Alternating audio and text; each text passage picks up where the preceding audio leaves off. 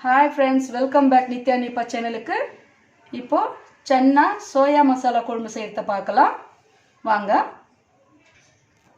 first stove பத்த வச்சிட்டு கடாய் வச்சிடுங்க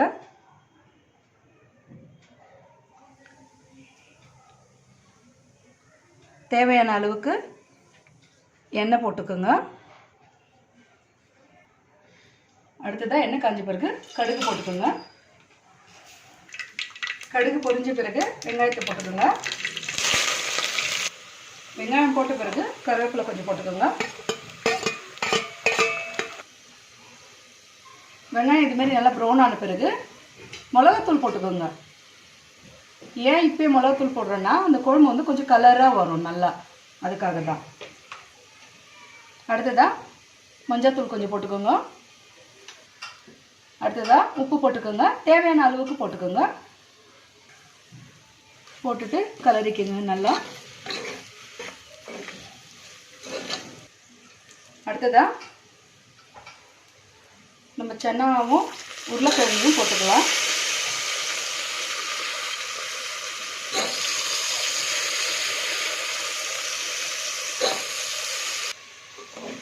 நல்லா கலரி விட்டுக்கோங்க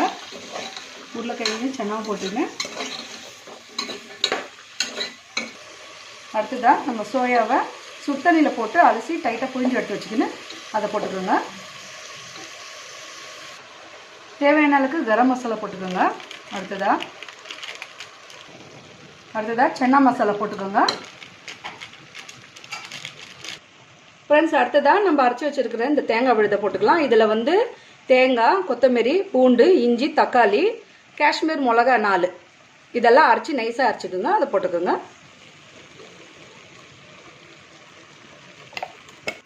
பாருங்க ஃப்ரெண்ட்ஸ் நம்மளுக்கு தேவையான அளவு தண்ணி ஊற்றிக்கின்னு குக்கரை மூடி போட்டுட்டு ஒரு 5 விசில் வச்சிடலாங்க குக்கர் மூடி போட்டுட்டு ஒரு 5 விசில் வச்சிடுங்க பாருங்கள் ஃப்ரெண்ட்ஸ் சன்னா சோயா மசாலா குழம்பு அது பூரிக்கு நல்லாயிருக்கும் சப்பாத்திக்கு நல்லாயிருக்கும்